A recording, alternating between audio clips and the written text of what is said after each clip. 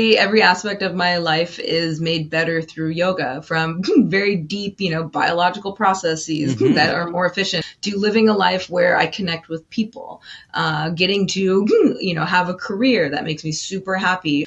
I've dedicated my life to yoga because it literally makes everything better.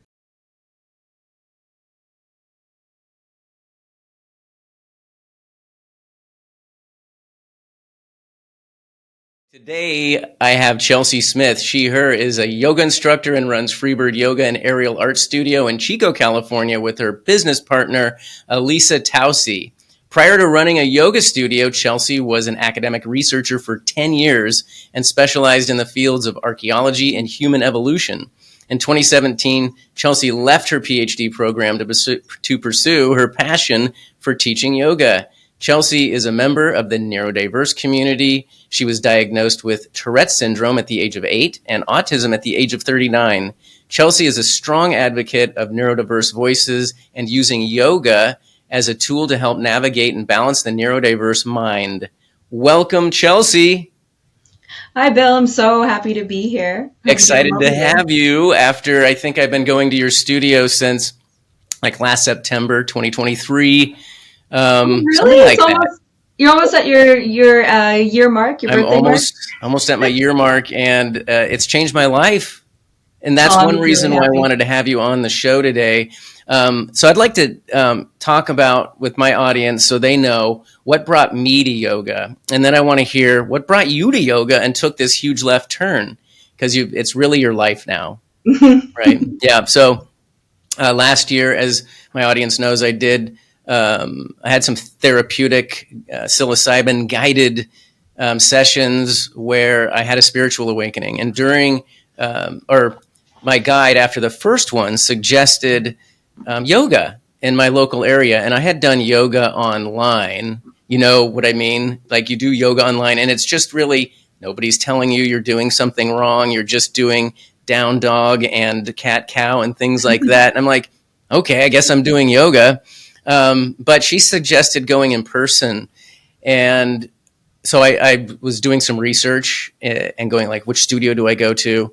I don't know, throw a dart at the board. And I feel like I got really lucky going to Freebird with you, and you were running the first class. So I was a little nervous because I've never, aside from doing a couple poses from, following YouTube, I didn't know what to expect, and if everybody was going to be like super limber, and there I am, like I can't move. So yeah, got in the class, and I don't remember exactly which class it was. Might have been your electric flow where we move a lot, and then you kind of pump up our system, and then you cool us down, and then we really soak it in.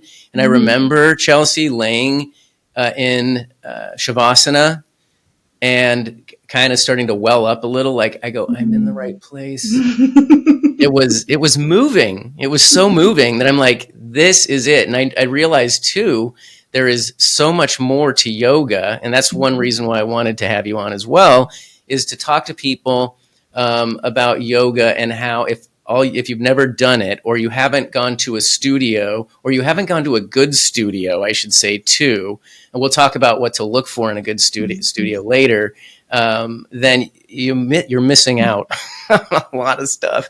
So that's my story, how I got to you and your yoga studios. I'd love to hear you, Chelsea. How did you go from archaeology and human evolution to evolving yourself in the yoga studio?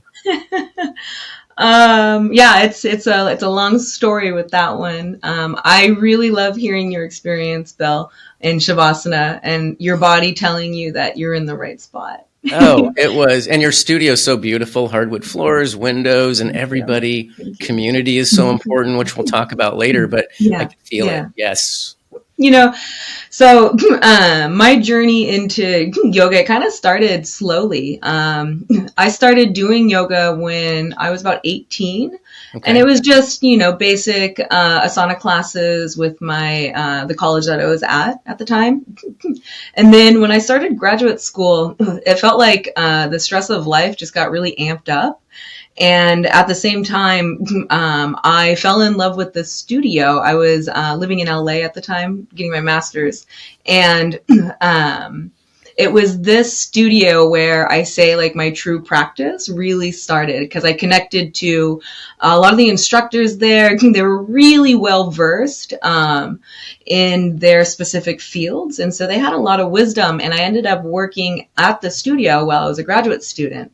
And I distinctly remember when I was working there that this was my favorite job. I loved this, being a front desk receptionist at the studios. I fell in love with it.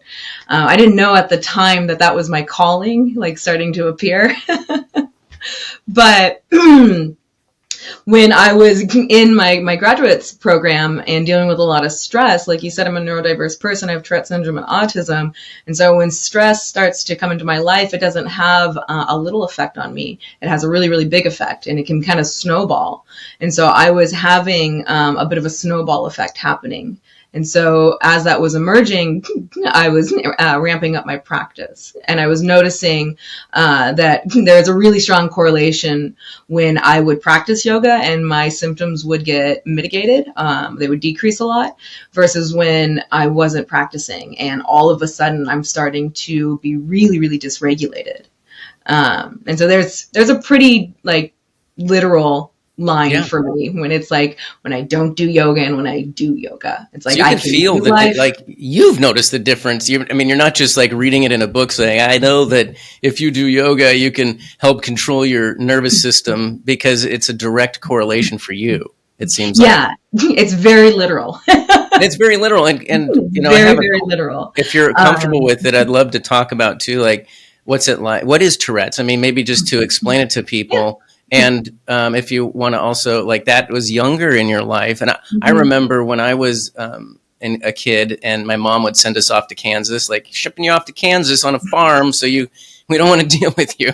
I remember one of the guys had, a thing where he was making noises and stuff like that. And I realized he had Tourette, and everybody was just, because it was a small town, everybody just kind of like, nobody cared. Right. Yeah. However, it's not common. So it's just must be a little challenging, I imagine, growing up with Tourette. But if you could explain that a little bit, that would be great in your experience, so people know. So Tourette syndrome is part of the neurodiverse spectrum, and so with it just means that I make vocal sounds and movements, and I can't help it. There's an array of what we call tics, so those are going to be the sounds and movements. So there's a bunch of different styles out there, and I've been through kind of all of them. I've had really, really severe motor tics and vocal tics, but underneath it all, it's considered to be a neurological.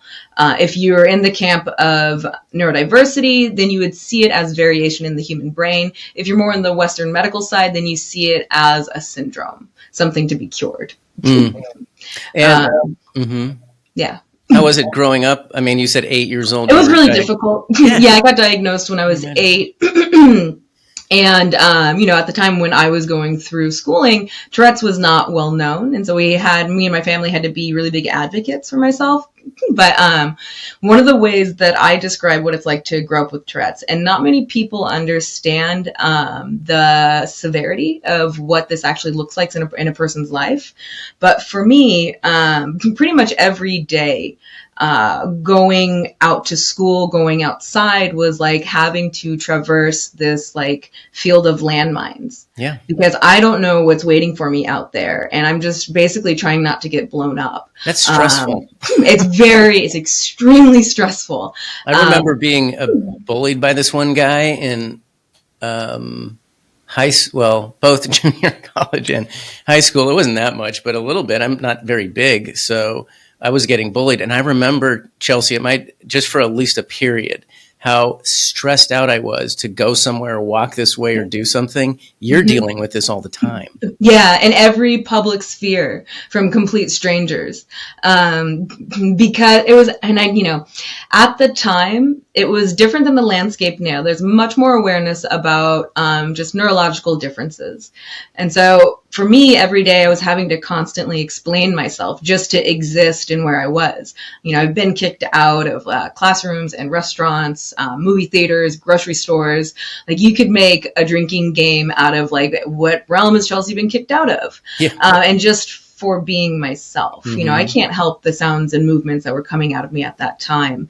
But it was very, very hard for people to understand that. And this is one of the things that I kind of picked up just through my experience, is that when people become confused, lots of times anger is right there behind the confusion. And so confusion and anger was something that I had to experience a lot.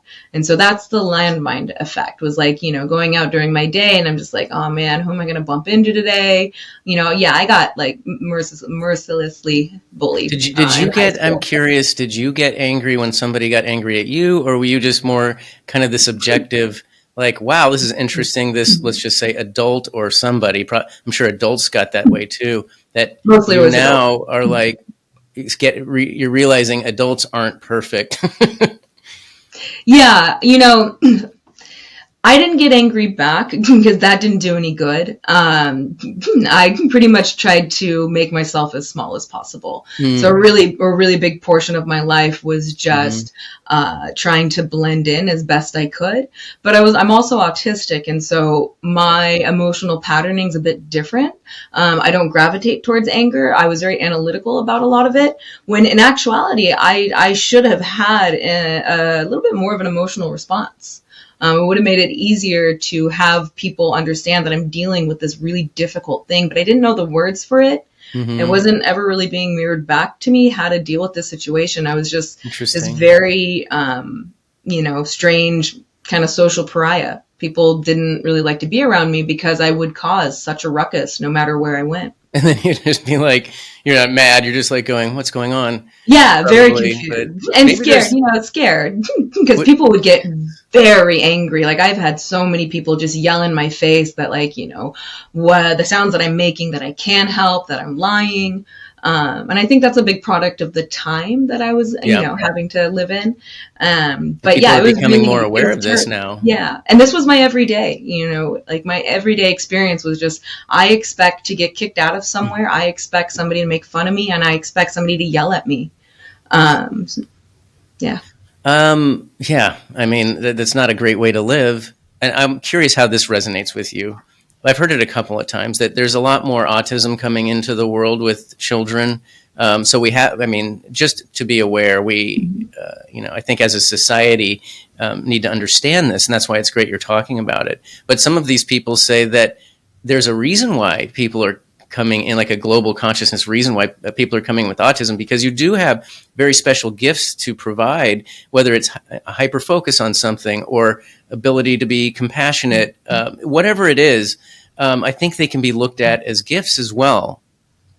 I think, depending on how you perceive, if you are autistic, how you perceive your own autism, if you identify that way, there's a huge spectrum of how it can present. And so, right now we're kind of in this phase where autism is expanding, and we're starting to see it represented now in populations that have been deeply underrepresented, like women or in people of color or LGBTQ2+.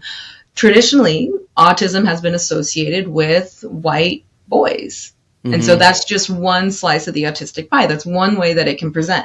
But there's this whole other pie just waiting to be recognized. And when it comes to, where we're at with autism now, we are in a phase where we get to celebrate it. There's, I would not choose to not be autistic. And a big reason for that is because of the gifts that I was given with this specific neurology. Now, I'm not saying it's easy. And I'm not saying that people would sign up to have this brain, because it requires a ton of attention.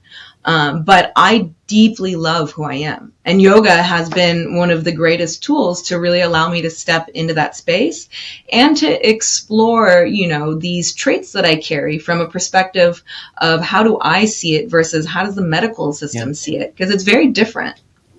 Yes. Now, and you touched on something that resonated with me, which is you said, I deeply love who I am. And that is, in a nutshell, to me, the seed of a spiritual awakening is beginning to love yourself and putting attention on yourself in a loving way. That's a big thing for me. Before we move on from this topic, I have a question, because I don't know if you can answer this. I'm kind of putting you on the spot. Do you have any advice to parents on raising an autistic child?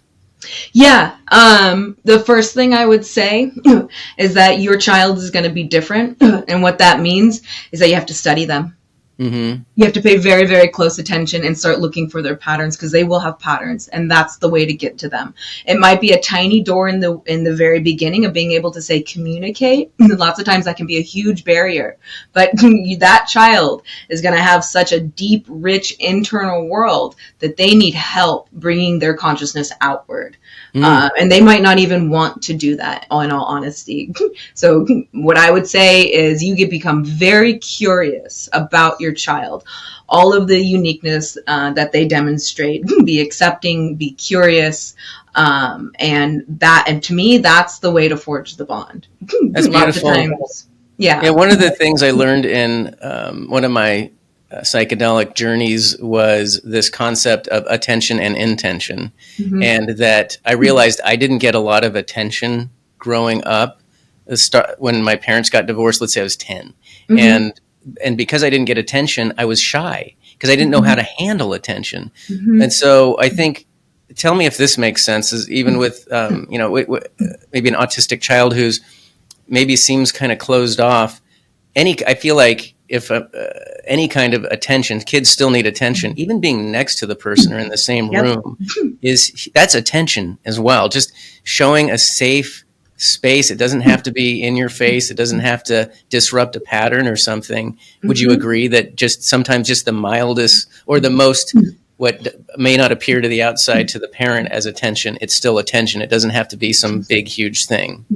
Yeah, I think, in order to support your child in a way that is effective for them, it requires paying attention to who they are and catching their patterns. Yeah. Everybody has patterns, everybody has values and needs. And so getting to that kind of core level, it requires a lot of attention. Yeah. And with autistic children, these are kids that are going to be demonstrating different behavioral patterns. So it's not like you always get to just look in a book and your kid's going to be there. For me growing up, my autism got completely overlooked because I wasn't the standard, Western medicine was saying what autism is. And so it means you can't always rely on a book. Like, you have to pay attention. Kind of winging it, aren't we, out here, us humans? Yeah. But when you do that and you catch these little patterns, like, they're huge, because now you're starting to build, a communication channel, whatever that looks like. It doesn't have to be verbal communication. Lots of times, not lots of times, but there was one of my friends who her daughter is autistic. One of the ways that she kind of forges the bond is that she'll doodle, and then she'll slip it underneath her door. And then the little girl will sometimes slip back a doodle. Oh, that's cute. Yeah. And they've started to be able to kind of play in this way. Yeah. Now, the mom can't really understand what's happening, because autism, one of the trademarks is you have this deep internal world. It's like you want to understand, but it's complex in there. And so while she can't fully understand what's happening in the daughter's brain, she's still able to get access into it a little bit. And it's a slow, it's a slow one step at a time. Yeah. Yeah. Beautiful. Well, let's shift gears into yoga, back to yoga. So thank you for sharing that. It can be hard. Like, part of I just want to say thank you for that, because one of the other things I learned is freedom of expression. Self-expression is critical. And when we start to open ourselves up, we become vulnerable. But yes. You're working on yoga to strengthen your nervous system, and you're expressing yourself, and you're letting the world know who you are. And I think that's beautiful. So thank you for that. Appreciate you saying that. Yeah. Let's shift over into talking about yoga, because that's a big part of why we're here. And so yoga, and I want to break this down for people. And if I can let people know that if you get a chance, give yoga a chance, give peace a chance, give yoga a chance, give it all a chance, because it's so holistic. It is so amazing on the mind, body, and soul. But okay, so I'm going to say a couple things here, and you can bounce off me, and we'll go into the branches of yoga, and we can go into like the components of yoga and all that stuff. But just to take it back, people are like, "What is yoga?" Because it's just a word that what's the word for the word that everybody uses, where it just kind of like doesn't almost sound like anything anymore. But, yeah. You know what I mean? Like, what does it mean? But it started from some of my internet searching, there's Hinduism. It started in India. There's Hinduism and yoga. And one of the things I read on Google Arts and Culture is that it's older than, actually, it was theweek.com. I'm trying to cite some sources here so people don't think I'm just winging it too much. Yoga is older than Hinduism. Possibly, right? And there's conflicts, and I read that it's over 5,000 years old. I think you said maybe over 4,000, but it's old. Yeah, Yoga's old, and it comes from when I read the Rig Veda, and so they call them the Vedas, and it's written in ancient in Sanskrit, right? And so it's been developed for thousands of years, and by these masters. I think they call them Reishi masters, and these people, they connected with something, and there is something to this. And I think in the Western world, it became watered down, and also we kind of became much less spiritual in the Western world for a while. And I think we're starting to become more spiritual, less religious, but more spiritual. And yoga is such an incredible, multifaceted way to connect with our mind, body, and soul together. But can you tell me about what you know about the history of yoga and the different branches? Yeah. So first off, when you go and try and find a synthesis of like the history of yoga, it's actually quite hard to find. So going into the history in the beginning, it's really confusing because you're hearing all of these different statements. But this thing that we call yoga, what it comes from is the Vedic culture. And this is why I appreciate being an archaeologist, because it does help me understand where yoga comes from. So the Vedic culture dates back to about 5,000 years ago. And there's a cultural form where the Vedic culture actually comes from an earlier culture. And so our earliest evidence for yoga are scriptures. People were writing down practices, right? These earliest scriptures we call the Vedas, and there are thousands of them. The oldest one, Rig Veda, that's one of the most well-known. And so in the Vedas, what you're going to find are practices for ceremony. There's lots of statements and kind of poetic hymns about how to conduct your life. There's lots of statements and ceremonies concerning the home. And then there are certain practices that we're going to find too, connected to breath and meditation and reaching higher states. What we don't find actually in a lot of the earlier scriptures is talk about asana. That steps onto the scene, and asanas are yoga poses. So the physicality of what modern yoga is now, it doesn't step onto the scene until much later. Yoga was much more a system about how to conduct your life in order to reach higher states.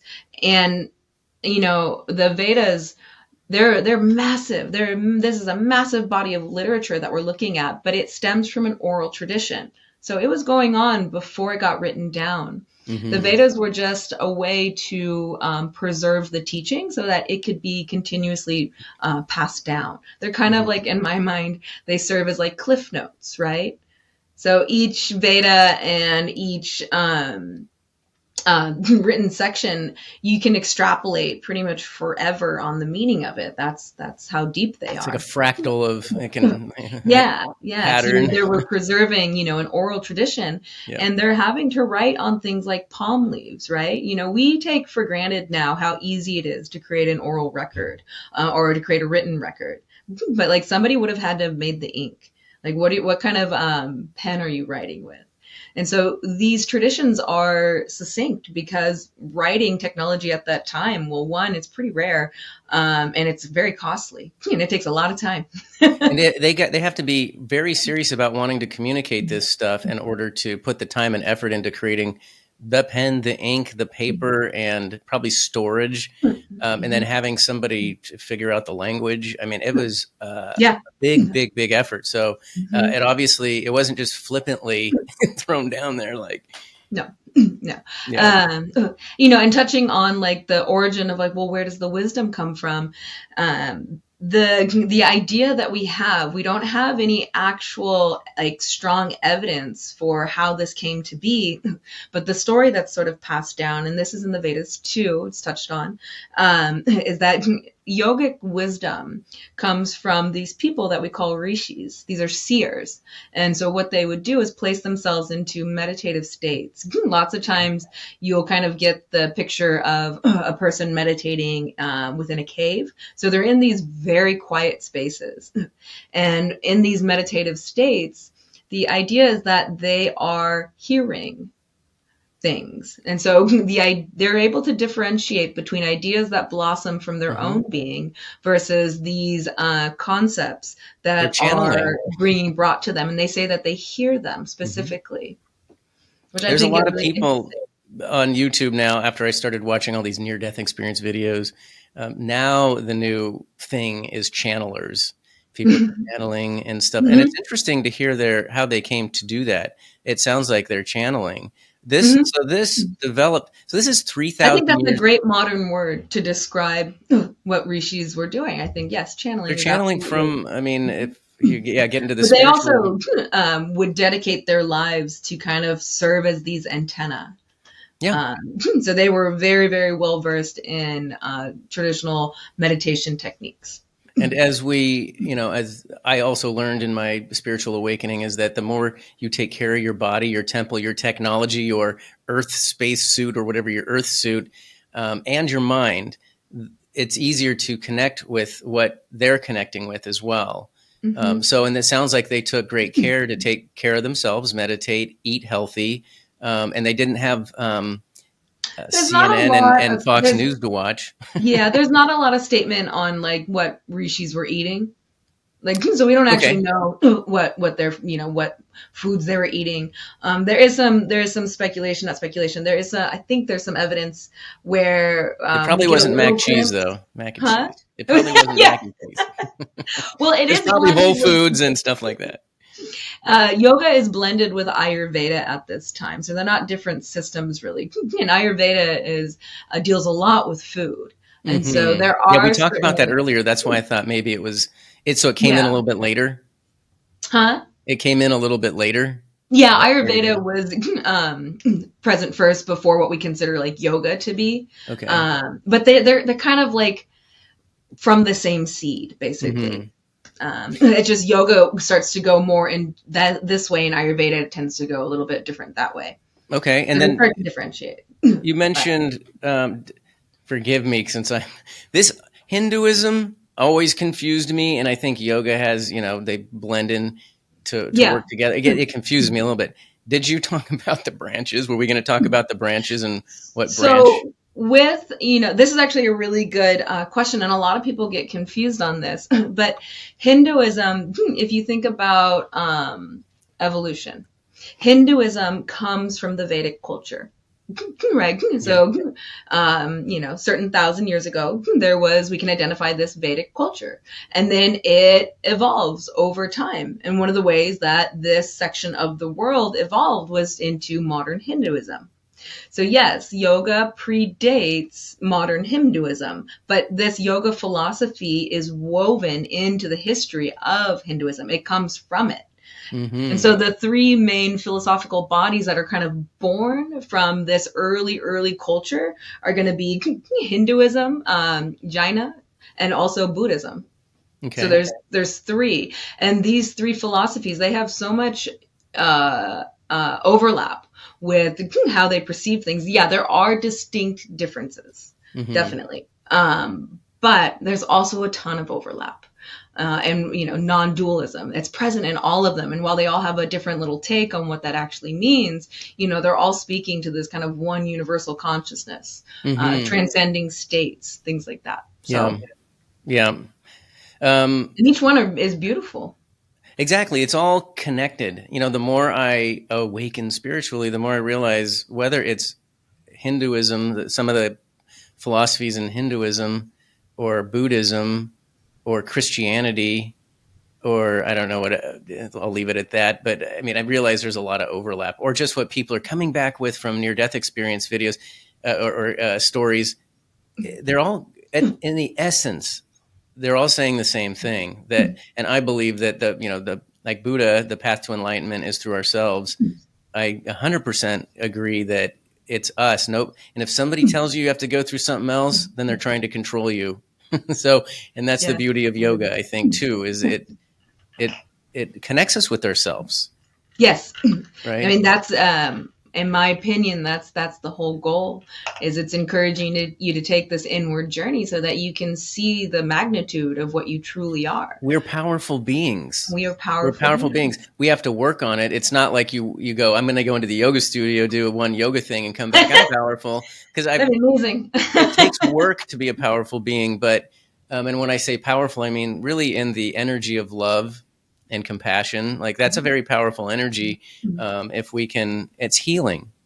And that's, Very. and community's healing. Yeah. And the components that I kind of broke it out in the yoga when I have been into your studio, as well as talking with other people that are touching on yoga and maybe Buddhism and things like that. The components I have are, there's a movement component, and you said that came in later, but there's a movement component, which I think you call asana. There's meditation, so it's the mind, right? And then there's breath work, and I think we could probably do a whole episode on each one of these things. Breath work, it's not just breathing, it's breath work. And then there's sound and using your vocalization and voice, that all of these things kind of, and there's probably more to it than that. I find all of them so integrating. Did I miss anything? Is there kind of the general gist of what to experience if you get a really good yoga studio and instructor? It depends. So I think it would be a good idea to kind of talk about how yoga can be partitioned into different styles, if that makes sense. And there are so many ways in which this can be discussed.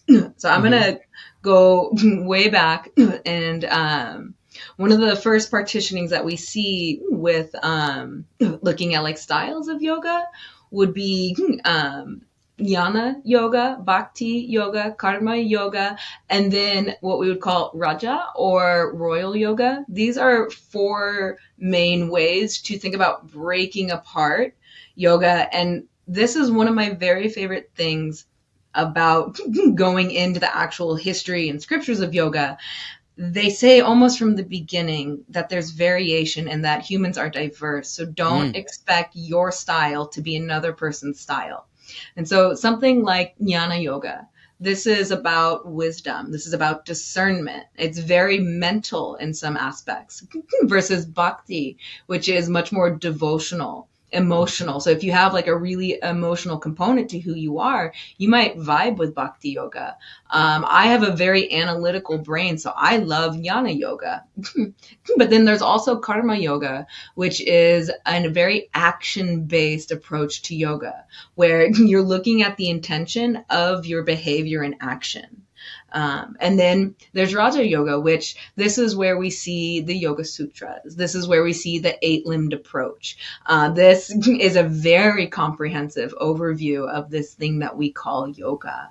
Would be through, and when I say Raja, it can be talked about in a couple different ways. You can say Patanjali Yoga, Raja Yoga, Royal Yoga, or 8-limb. They're all kind of touching on the same philosophical body. You just made me think of something, and thank you.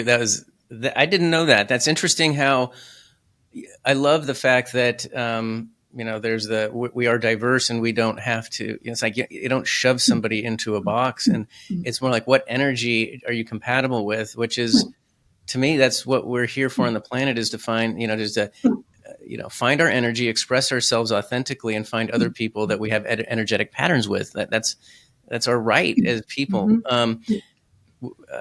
I have a question on, where does Tantra yoga fit into this? Oh, that's a beautiful question. So you could add Tantra yoga within those four, and a lot of people do. Tantra yoga is very interesting, though.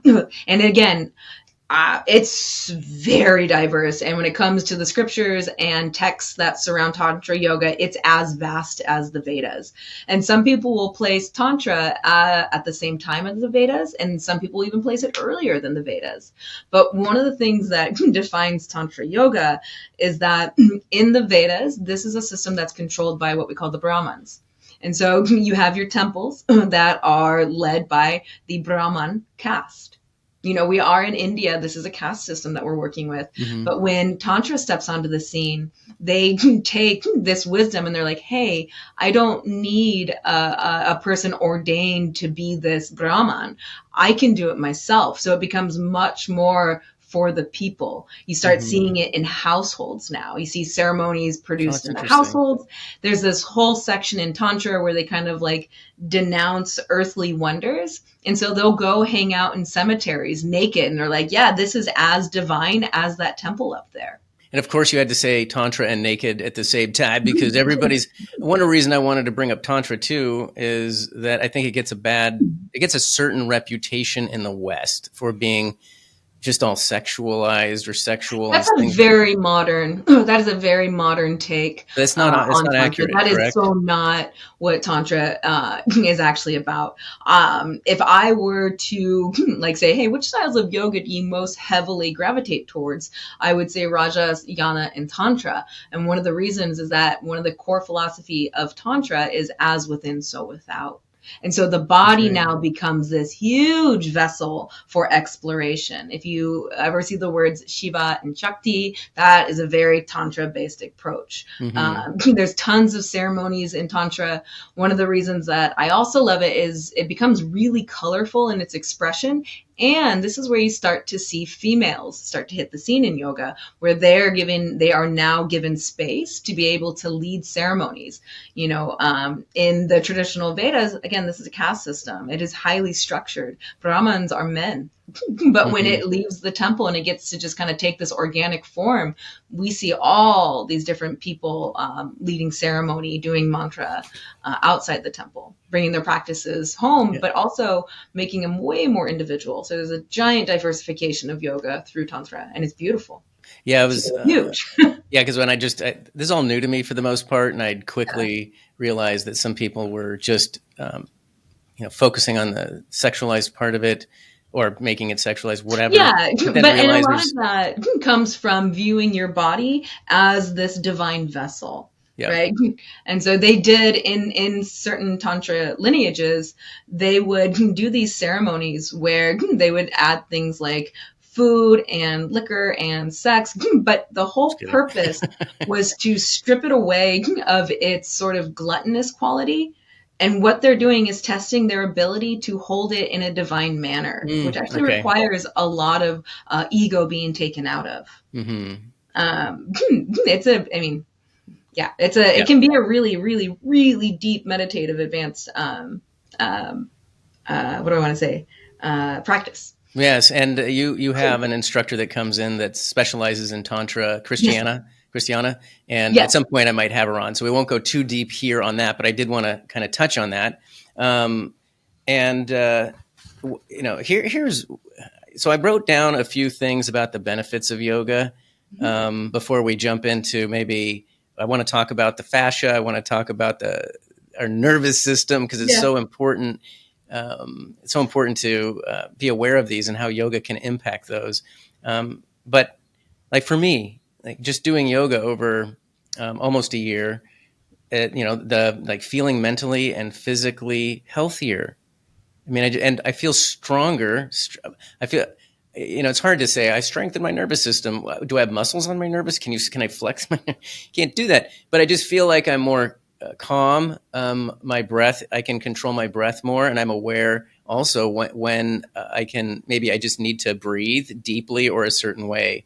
Mhm. And I feel like yoga allows energy to flow through the body. When I was doing my psychedelic journeys, I realized I had a stuck pattern of anger or something like that, Mhm. and I was able to release it. Yoga does the same thing, in my opinion, where it can find stuck energies and energy. And I've learned that these stuck centers hold emotion, and Mhm. so people can break out in emotional response sometimes during a session, like me when I was in shavasana, and I didn't cry out loud, but if I might have been able to, like, wow, that's beautiful. Um, Body stores emotion, right? And then, and of course, strengthening and stretching and stretching. I just made up a word. Strengthening and stretching muscles, and healing and repairing the fascia, the body, the muscles, the organs, and community. I mean, these are it's so holistic what yoga can bring. It's amazing. I don't know if you want to add anything to like how it's affected your life before we jump into the fascia. I mean, every aspect of my life is made better through yoga, from very deep, biological processes that are more efficient, to living a life where I connect with people, getting to, have a career that makes me super happy. I've dedicated my life to yoga because it literally makes everything better. It does. Yeah, It's and it's you say like, wow, like, how does it make it better?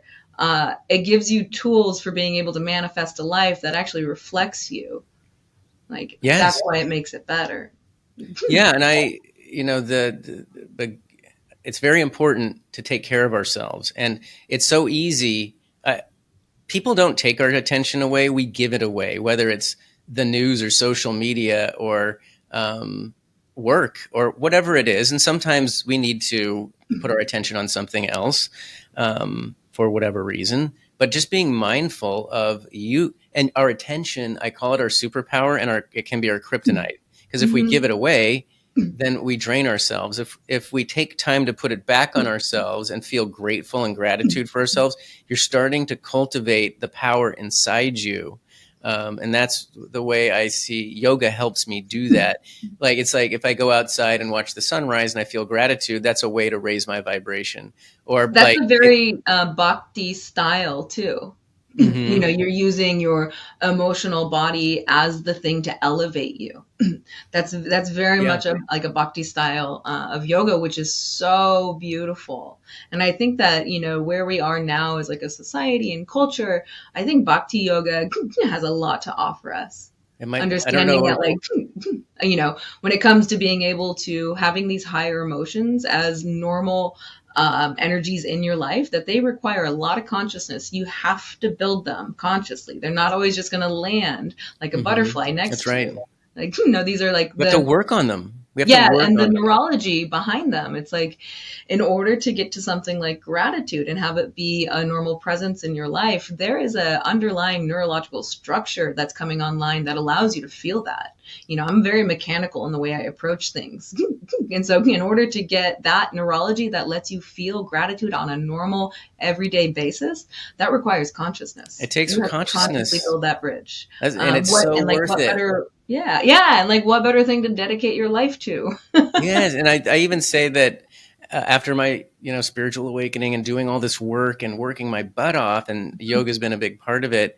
I feel better than I ever have, and even the downs are not as down because I still am a normal person.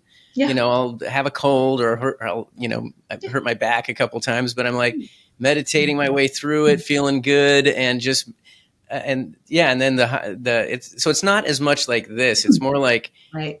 yeah, it's higher like this. I feel like Yeah. my vibration's higher, and there's still the ups and downs, but I'm not like down, like my baseline isn't down Yeah. here going like this. Yeah.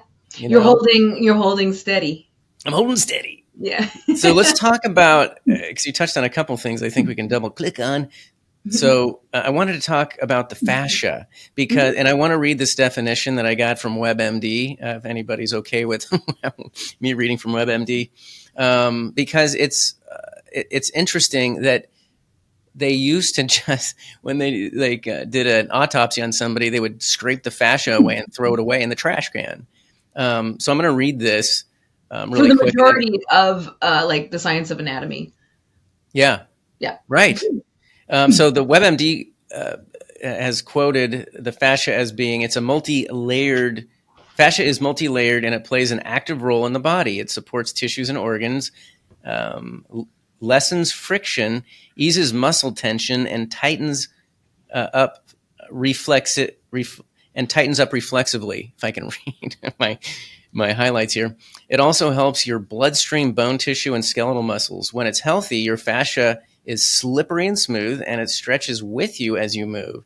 If it's not doing well, it can get thicker and stickier, drier and tighter. And that happens when we get older, when we sit down a lot and all this stuff. And most people probably have that in Western society. Because fascia is so important to your body's functions, problems with it can cause you a lot of pain. And the fascia was not classified as an organ until 2017, which is yesterday, Yeah. practically in scientific terms, I think, like, or modern terms. So 2017, and that was on the Fascia Guide channel on YouTube. If anybody wants to look it up, there's a bunch of medical doctors doing research. I think it was Switzerland. It was fascinating, a lot of science in there. But the fascia is an organ that also has 6 times more nerve cells than muscles. So, I mean, it's crazy. A diseased fascia can become a vicious cycle. It becomes inflamed. Flow of fluids are restricted. The immune system is affected. And it works in parallel with the nervous system, which we'll talk about, and the bloodstream. Mm-hmm. And one of the things they said in this video, and you and I have talked about this, is they say ways to address the problems with fascia. One of them is yoga. That's why we're talking about the fascia, because it's something that was discarded for a long time and the source of a lot of pain. And yoga can address the fascia, along with, they have guns too that you can use, and massage works as well to get the kinks out. But it helps with mobility and stuff. But this whole thing of the fascia just coming up is fascinating. Yeah, it really, really is. And it's very multifaceted as to what fascia is and all of the ways that it has function. It's complex for sure. But because it's so new, we do have these researchers that are super grounded right now. Mm-hmm. So there's a lot of literature being produced on fascia. So there's a good amount of there's a body of literature now, which is solid and it's wonderful. But that doesn't mean that the literature has permeated out to infiltrate like standard medical procedures or diagnoses. And so fascia, while we're learning a lot right now and there's a lot of information, it hasn't like trickled down into actually like going into the doctor, and the doctor's like, oh, it looks like you have a fascial overgrowth that you need to work on. So if you go into the doctor right now, I mean, it's so new that people go, what are you talking about? I'm not familiar with it. I haven't gone, because doctors need training regularly and they only can get trained on so much stuff. And it's probably about pharmaceuticals is what they're getting trained on. But yeah, so they might not know. So you might sound crazy, like, oh, you're doing your internet research. But that, or you can have an issue that's just getting completely misdiagnosed. A lot of the clients that I work with, my approach is mainly fascial. Most of what I see when it comes to like pain in the body and just what people are dealing with is just you got bundled up fascia that you're not taking care of. A lot of the daily pain that you experience, like you said, 6 times more innervated with nerve endings. So that means that this, this giant organ has the ability to produce a lot of pain. It's not, And then you have fascial bands that stream into the head. It's all over the body. But it goes into the brain and it weaves itself around, and then it connects to, all around the base of the skull, and then it streams out. So there's a relationship between your nervous system, your neurology, and fascia. And like you said, your blood as well. And a lot of people don't understand what it means to work with fascia too, depending on what kind of fascial tissue that you are, working with. But it's, one of its roles is to connect your pieces together, right? All of your bones, the way that your body is able to hold itself together. But then another major role is that it's designed to bear and distribute weight. And so in order to exercise your fascial body, you have to allow these major bands to bear and distribute weight. And one of the things that isn't well known either is that you can have fascial overgrowth if you're not using a set of muscles. So like I'm seated in a chair right now, which is really common for a lot of people to have as part of a major, part of how they position themselves in their day. They'll be seated. So this is going to use certain muscles, but a lot of my muscles are going to get turned off if I continuously sit in chair. And as a result, because fascia is innervated with your nervous system, that is your body's biofeedback system, right? It's your nerve endings that allow your body to uptake information, and it's your nerve endings that allow whatever your brain decides to be distributed out. And so when we don't use our muscles, it sends the message to our body to stabilize. Fascia is a stabilizing tissue. And so it starts to wrap your muscles up, a lot like saran wrap, and it starts to squeeze them. And then if you continue to not use them, fascia can actually turn into like almost a cement-like structure where it literally becomes hard.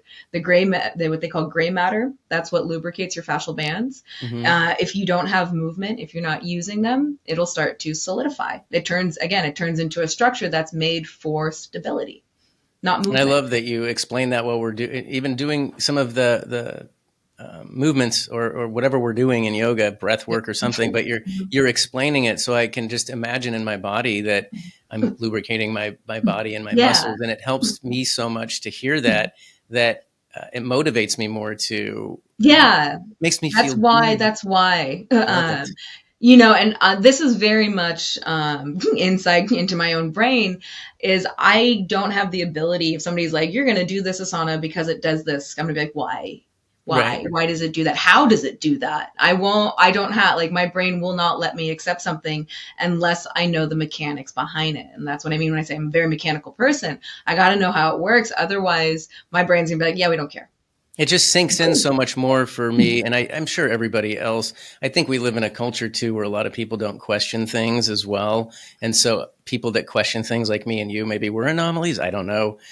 But I want to know. I want to know why instead of just do it. Otherwise, you maybe throw in the towel. I don't get enough dopamine to be able to do the thing unless I know how it's functioning. And again, it's exciting when you know. It's like, it's exciting. I love that you said that. It's exciting. You want to know yourself. Yes, and how the world and the universe works, because it's magical. It really is. And so the fascia works in parallel with the nervous system, like I mentioned, and I want to bring up the nervous system because there is some new information on the nervous system that's coming out. This was there's something called, so we know that there's the sympathetic and parasympathetic nervous system. People probably heard those terms.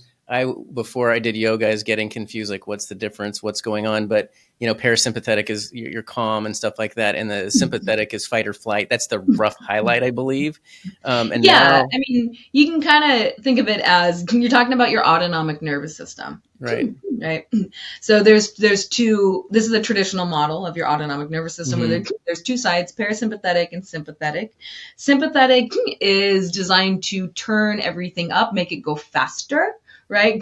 So if you need to run away from a bear, parasympathetic is going to kick in. And your adrenaline goes up too. Yeah.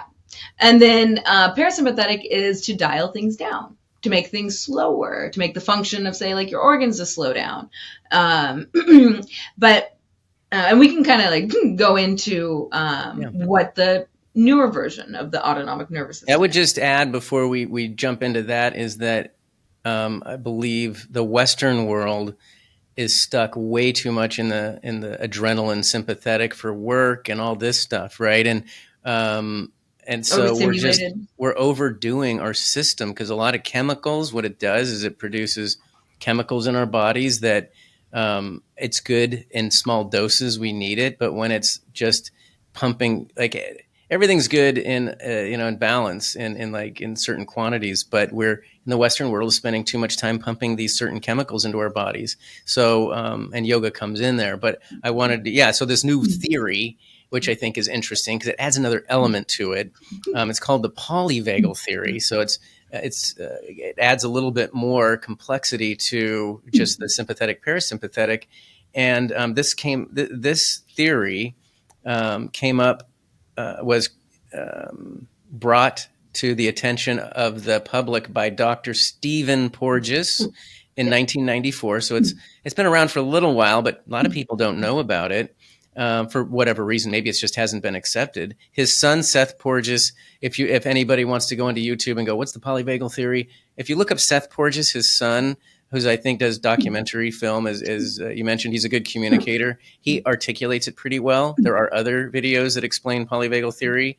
But Chelsea, if you could kind of explain polyvagal theory and how it expands on our traditional view or theory of the nervous system, that would be great. Yeah. So polyvagal, what it does is it builds on the traditional model of the autonomic nervous system.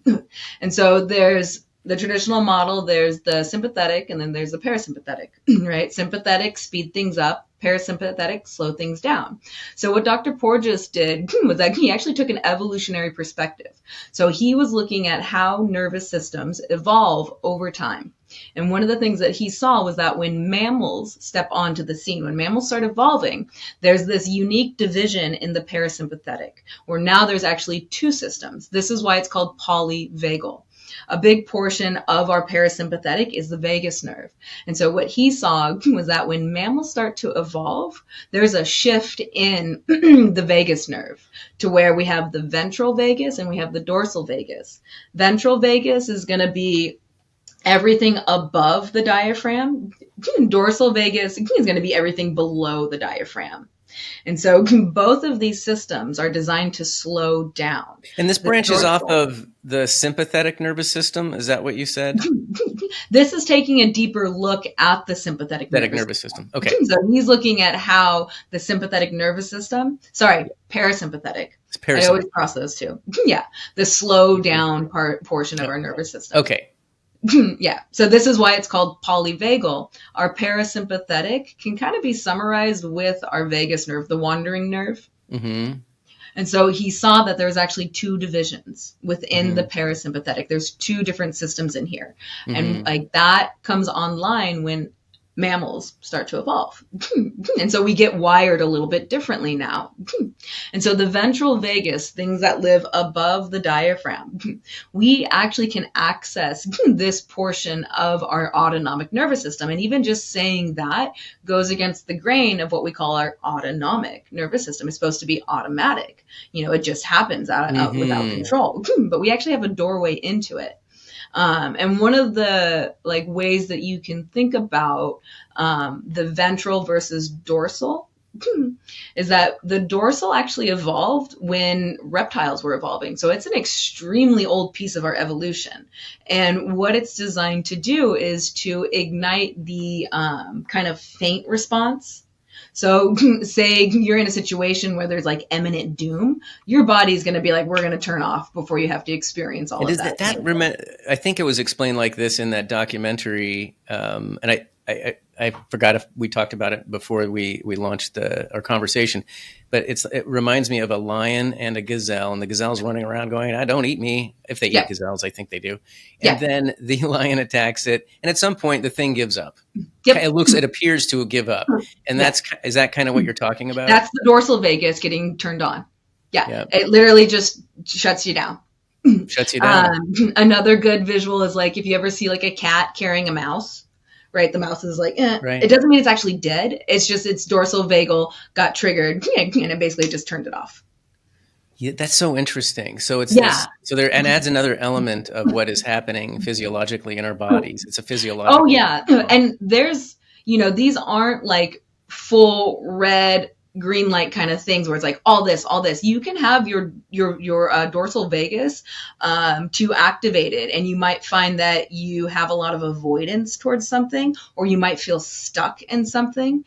There's ways in which this vagus does play a part in our overall emotional health.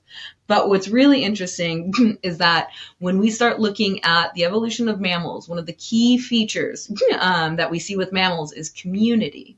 Right. Mm-hmm. The new evolutionary strategy is no longer to do living on our own. Instead, we're going to live in groups now. And so that means we have to feel safe with one another. And by the way, humans are communal species, in case anybody isn't aware. Yeah, we're mammals. We are mammals. Yeah, we are mammals. We're communal. We are mammals. Yeah. And so safety, it's you mentioned a couple things. One is safety, which I want to dive into, but you mentioned the autonomic nervous system, which can be translated into automatic nervous system, is where a lot of people believe that's not true. We can control it. And that's one thing you talk about in your yoga. And I believe that too. It's like when I had when I did psilocybin therapy, you can feel ungrounded. Just put it that way. And you need to integrate, which means, to me, strengthening the nervous system. And that's what I was told by my integration specialist. Yeah. And when I went into your yoga class and you're talking about strengthening the yoga, your nervous system. I'm like, yes, please. I need to be, because it's grounding, because it also means you're in control, which brings it back to we are more powerful than we were led to believe. Yes. And you can use the word toning. Yeah, toning, whatever. Your nervous system. Right. Yeah. And that's done with breath work, with meditation. All the techniques in yoga, posture, breath work, vocalization. So, in yoga, there's a huge section dedicated to mantra. All of those tap into the ventral vagus, the part of our nervous system that came online when we decided as a species to be like, hey, we're gonna live in communities now, so that means we have to feel safe with one another. We have to be able to feel safe, and we have to be able to cue safety to other people so that they feel safe. And I say people, but I'm saying like this evolved when mammals evolved. That's so critical. They talk about that a lot in that video about safety. Mm-hmm. And another key feature to mammals is the fact that we take care of our young, right? Mm-hmm. So there's this bonding element now. And what this does to the brain is this is when our limbic system evolves also. So our limbic system is the seat of our emotion. If you're going to take care of something like your young, you have to be emotionally attached to it in order to get your body to do the things. And so one of the things that Dr. Porges was recognizing is that he's like, this is a system that, one, we can tap into. We can get into it.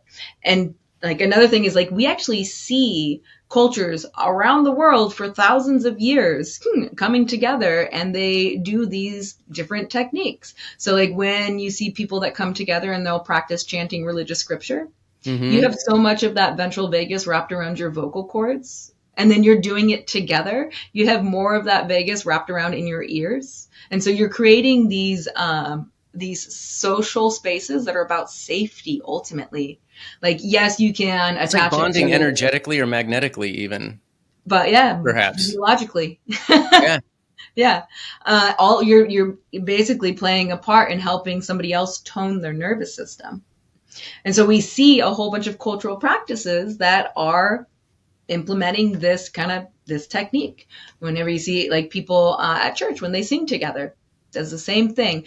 If you ever see religious practices where they bow, when you take a bowing head position, that triggers your ventral vagus. And the same thing with breath work. I would say probably in my experience, out of all of the techniques, I think breath work is the strongest. I was just going to read like these bullet points, and then maybe if you could ping off of that too. Yeah. You just mentioned the breath work. It says in the video, because I took a bunch of notes, it said breathing is a way we can control the vagus nerve. Obviously there's others, but it says we have sensors in our lungs. When we slow down our breathing, it slows our heart. So we're starting to control our organs, our body. The longer you exhale, the more you activate sensors that tell your brain that it's okay, calm down, feel safe. So I don't know if you want to add to that, but yeah, breath work is powerful, a powerful tool. Oh yeah, it's and there's different kinds of breath work. Yeah. Yeah. In yoga, we call it, pranayama or pranayama. And pranayama can be broken down into control of the breath, but then you can also see it as liberation through breath. So you get control so that you can then find the liberation. You mentioned yoga is liberation, right? That is one interpretation. Yeah. So when you look at the Yoga Sutras, one of the ways that they describe it is that yoga is liberation. I love that. Yeah. That resonates with me. That's one reason why I keep coming back. It's a great question to ask yourself, like what yoga means to you, because for me, it actually doesn't mean, I don't like the word liberation. It just doesn't resonate the same way. I was like, yoga is union, it's connection. Mm-hmm. Yeah, no, I have been thinking about the concept of, because one thing that's very important to me is freedom, but the other thing that's important to me is community. Mm-hmm. And I feel like the more I take care of myself individually, the more I have stronger connections with my community. It's almost, I don't know if the right word is a paradox or it seems like an irony or something like that. But it's the truth. The more I take care of myself, the more healthy and the better and the stronger relationships I have. Right? There's a lot within yoga philosophy. I mean, Tantra literally says, "As within, so without." Mm-hmm. That's right. So it all starts inside here, and then it will reflect back to you. That there's resonates. all there, and there's all these statements in yoga and, philosophical writings that say your ability to form a connection with someone is based on how well you know yourself. Yeah. So focus on the self. Yeah, because it sounds on the outside, it might sound selfish, like take care of yourself. But if you take care of yourself in a loving way, you reflect that outside. Then you're a loving person, right? Yeah. That's kind of that's what I love about yoga. It also, let's see, I was going to say just a little bit on safety because they talked so much about this concept of safety. And I feel like in our society, we don't feel safe anymore. They're trying to get on my soapbox. I feel like society, we're kind of in a situation where we're pitting each other against each other. And we don't feel safe. Yeah, go ahead. Yeah. Our society doesn't look at safety. And what I mean by safety is the embodiment of that feeling, not like safety Yes. is in like, orange cones preventing you from falling into a space. But our society does not care to make spaces that promote safety. Safe feelings. Yeah, my perspective of being a woman, I can easily say that society is not a safe space in many, many ways. And that reality that a lot of women, most women, all women have to experience is not being taken into consideration when it comes to creating spaces that promote safety.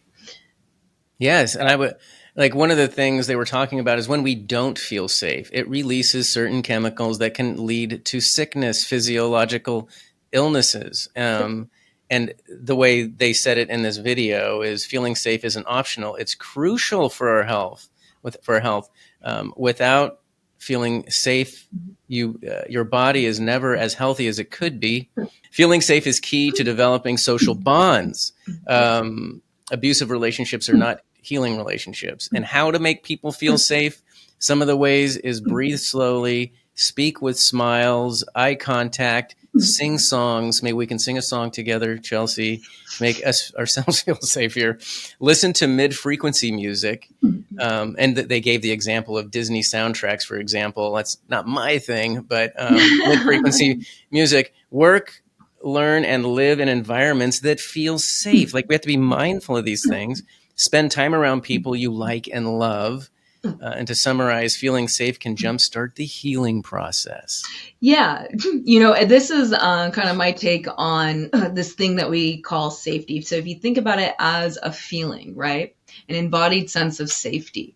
This is one of the meditations that I like to guide people to. And this would be a really good example of jnana meditation, where we're peeling back this thing we call safety to kind of look at its essence.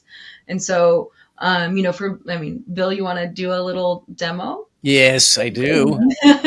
So if you take a moment and just close your eyes and you know how to sit up nice and tall, opening your spine up, and then you give yourself a few rounds of slow exhale. So, it's a deep inhale, breathing up to the collarbones, and then slow exhale.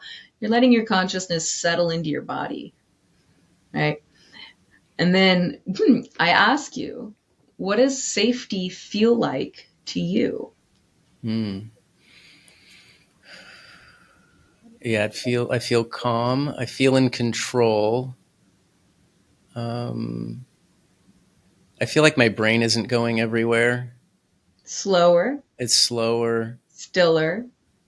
Much more still. Yep. And I feel I can also, when I'm calm, I can listen to my body. If it's telling me something, I can hear it. I can pay attention to it. I can kind of feel like I feel good and I feel like I'm vibrating and all this stuff. So I'm like, I'm noticing my bodily sensations more. You're connecting to your body. I'm connecting to that's another topic too, interoception. Safety at its essence. And this is one of the things that I'm finding is that safety as it's in its seed form, at its most boiled down, is a connection to your body, feeling safe in your own body, which means slowing down. We all have a right to feel safe in our own body. 100%. Just like I say, we all have a right to this planet. Like, I just feel and like, we have the tools built within us to walk ourselves there. Regardless of anything that's happening in the outside world, you have the ability to walk yourself back to that place of safety. It's stillness. It's that centeredness. It's your place of power. In my opinion, this is you dropping down into what yoga considers your root chakra. mm-hmm. If you don't have safety, you don't get to the higher emotions. They're built off this first seed. It's a foundation. Yeah, it's the foundation. When you are safe, then you have the ability to feel like it's okay to be yourself. When And are you can be safe, creative, you can be expressive. Yeah, exactly. You can, You can find that power within you. And like when you are safe, you feel safe in allowing yourself to shine to others. So you're saying, Chelsea, there's hope. Yeah. I'm saying we're biologically designed for it. I love it. And that's a good place to, I think, put a bookmark on the bookend on this interview. And I really appreciate you being here. And I appreciate your studio. It's just such a beautiful space. And yeah, your instructors are amazing. I would say, also that like this, your space is amazing, and the way it's been, the way your instructors explain things. And I've been to another studio. I was in a studio in Mexico, and they did a really good job. But I know it's not every place is going to go do the double click and maybe work on your fascia and your breath work and tell you why. But I love that. If you were to give somebody some advice on going to a yoga studio that hasn't gone to one yet, what should they look for? Because maybe they go to the wrong studio at first, not wrong, but they go to one that doesn't resonate so much and, whatever. But what are some elements to look for? So if they land in one that is not resonating, they can continue to look with some ideas in mind. I would say if you're just beginning and you're trying to find a yoga studio, one, allow yourself to explore. There's lots of different styles of yoga, and until you do it, you don't know if you like it. So allow yourself to explore, and then, bring it back to, you had that moment, Bill, when you knew you were in the right place because it was your body that told you. You could feel it. And so listen to your body when you're in these spaces. And if you hit a studio where you feel deeply relaxed and you feel okay just to be yourself, or you're just okay in this moment, those are great signs. Yeah. Every studio is different with what they offer. And, people go to studios for a whole different reason. Every single one's okay. Like, you're just trying to find the studio that vibes with you. That's right. That's such a good way to put it. That we're, we have a vibration and we're looking for vibrational matches. And if it's a vibrational match, that's great. If it isn't, it doesn't mean it's wrong. It just means it's not a vibrational match for you. Exactly. So I love that. Where can people... So you're in Chico, California. We are in Chico, California. And I like to remind people that are kind of familiar with California, it's not Chino, it's Chico. They're 8 hours drive apart. So Chico's in Northern California versus Southern California. But if you're in Chico, where can people find you? And do you have any events upcoming? Anything you want to share? Yeah. So the studio is located just on kind of the outskirts of downtown Chico. It's 243 West 9th Street. We are catty corner to the fire station right there. And we do have some upcoming events. So if you go to our website, www.freebird-yogastudio.com, you can see everything there. We're on Instagram. Handle is @freebird.yoga. That's where we do a lot of our media and presenting, so you can get a good glimpse of who we are. And then I would also like to point out that we are a really unique studio in the sense that the platforms that you find here, you're not always going to find in a different place. The type of yin that I teach there, this is the yin that I've crafted over time, bringing in my background, as an archaeologist, and I worked a lot with anatomy. And so the classes here are unique to the studio. But we also, and this is my business partner, Lisa Tausi, she teaches pole dancing classes, which for many people can be a little bit shocking when you're looking at a yoga studio. Yeah, but it's another way to have freedom of expression. that's the whole goal. And that's one of the things that unites you, Elisa and myself, is that what we're trying to promote is a safe space for self-exploration and also expression. Pole dancing is an amazing way to find this strong, bold bodily expression. And the way Elisa crafts this platform is that this is a place for empowerment, and you get to feel safe in doing these movements. And it's a great way to strengthen your body, but it's the community that you get really addicted to at Freebird. I agree. And there's a whole host of stuff. Like you can do the pole stuff, is it called pole dancing or pole yoga? Yeah, depending on the class that you're pole dancing, pole conditioning, flips and tricks and versions. You have aerial, which is with some. Yep. We have aerial yoga and we have Lyra. So we have a whole aerial arts platform. And I'm just thinking of workshops that are coming up like immediately. In August, Elise and I are teaming together and we're going to be doing a partner yin workshop. With my history in yoga, I was what's called a yoga assister. And so before I was certified as an instructor, I would be present in a yoga class and I would typewriter my way through and I would give everybody hands-on assist. And so this touches on the healing power of loving touch. But what Elise and I are going to be teaching people is how to perform these assists on others so that we learn to start taking care of each other. This goes in line with the science of safety. So creating safe spaces to take care of each other and also teaching each other how to take care of us. It's just a small touch is so important, but it's also, I mean, it communicates that you care. And that also, I was going to say, before I came into the studio, we know about, the Western way of saying the Sanskrit words like down dog and all this stuff. I realized there is a technique to these things that is not exactly easy, that it may, like if you just do it on YouTube and nobody's explaining it to you and you're probably doing it all wrong, you could hurt yourself, A, and B, you're just not doing it. Yeah. So if you go into a studio, I would say also look for somebody who's mindful of your posture to make sure you're aligned correctly and that you're doing certain things correctly so you don't hurt yourself, and also you get the maximum benefit out of the yoga. That's a great thing. That's a great thing to look for.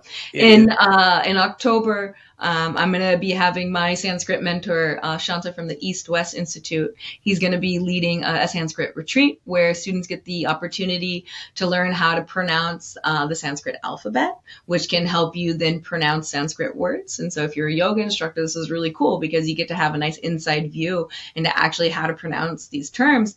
And I have to tell you, like, learning Sanskrit, like, this takes language to the next level. Like, yes, right. The way I put it is, English to me now is just like the like the recorder, just like flat noting everything. And then you learn Sanskrit and it's just this giant symphony of what language can actually be. It's beautiful. And they also say that the sounds, the tonality of Sanskrit can have healing to it too. 100%. That's why in the mantras that people do, there's a reason why you do it in Sanskrit. Yeah, there's a lot of ventral vagus activation through Sanskrit.